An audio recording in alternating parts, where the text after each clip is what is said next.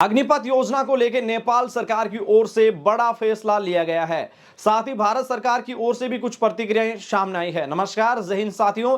आज के इस वीडियो में हम जानेंगे कि आखिरकार नेपाल सरकार की ओर से अग्निपथ योजना को लेकर क्या बड़ा फैसला लिया गया है, क्योंकि हाल ही में नेपाल में अग्निपथ को लेकर असमंजस की स्थिति बनी हुई थी।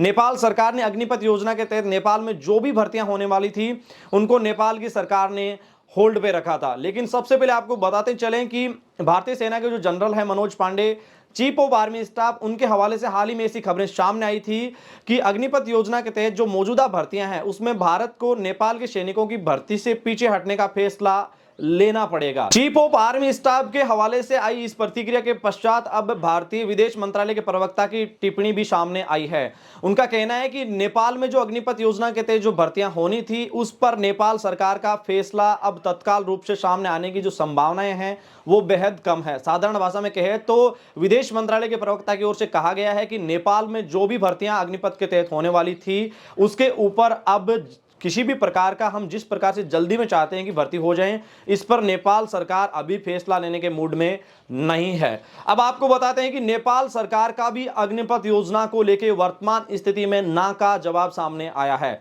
नेपाल ने कहा है कि अग्निपथ योजना के ऊपर वो नवंबर तक किसी भी प्रकार की प्रतिक्रिया सामने नहीं रख सकता और ना ही अग्निपथ योजना पर नेपाल में नवंबर तक किसी भी भर्ती के कंडक्ट होने के विचार में भी नेपाल सरकार है।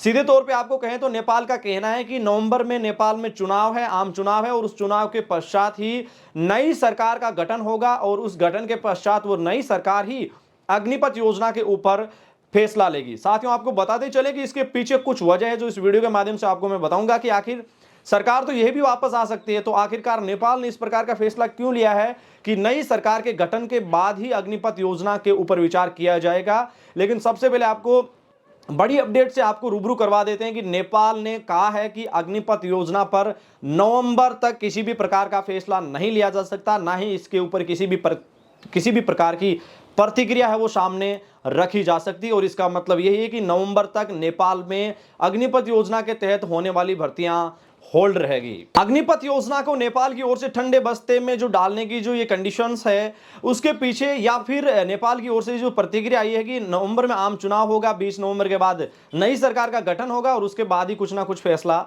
लिया जाएगा। इसके पीछे सबसे बड़ी वजह मैं आपको बताना चाहूंगा कि नेपाल में जो मौजूदा सरकार है वो गठबंधन की सरकार है।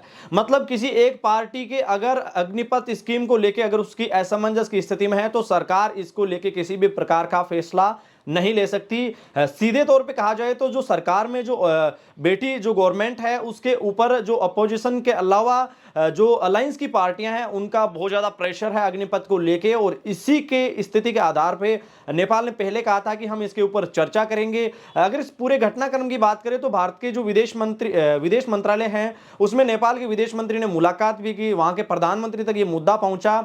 साथ साथ अब जो स्थिति है उसके आधार पर तो यही लग रहा है कि जो अगस्त में भर्तियां कंडक्ट होने वाली थी उसको नेपाल ने अचानक होल्ड पे रखा। और हाल ही में चीफ ऑफ आर्मी स्टाफ का वहां दौरा भी था, भारतीय चीफ ऑफ आर्मी स्टाफ का, उससे लग रहा था कि कुछ ना कुछ कंडीशंस है वो सॉल्यूशन के दायरे में आ सकती है।